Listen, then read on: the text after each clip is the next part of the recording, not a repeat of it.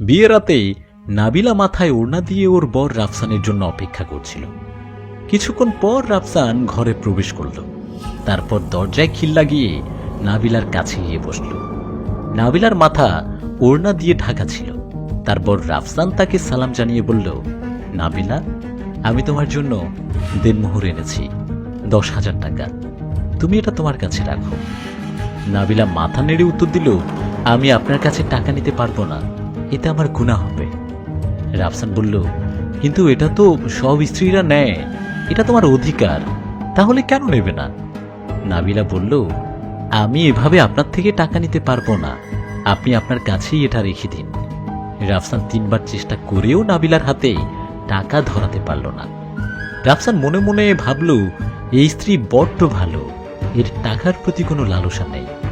তারপর রাফসান বলল, এই যে শোনো, তুমি তোমার ওড়না মুখ থেকে সরাও, আমি তোমার মুখ দেখব।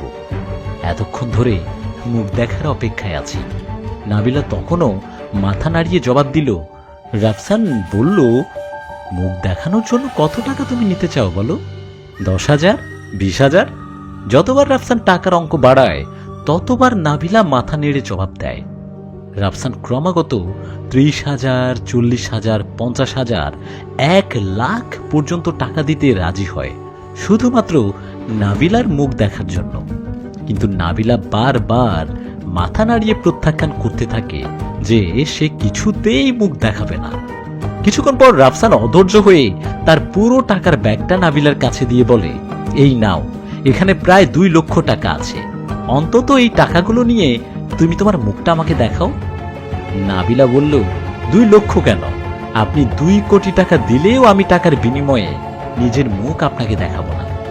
রাফসান বলল, তাহলে বলো, তোমার মুখ দেখার জন্য আমি কি করতে পারি?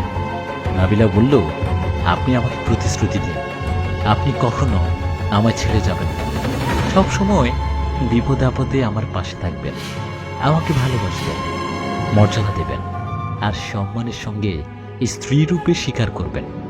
রাফসান নাবিলার কথা শুনে ভীষণ সন্তুষ্ট হলো আর তার হাত ছুঁয়ে প্রতিশ্রুতি দিল যে সে যেটা চায় রাফসান সেটাই করবে।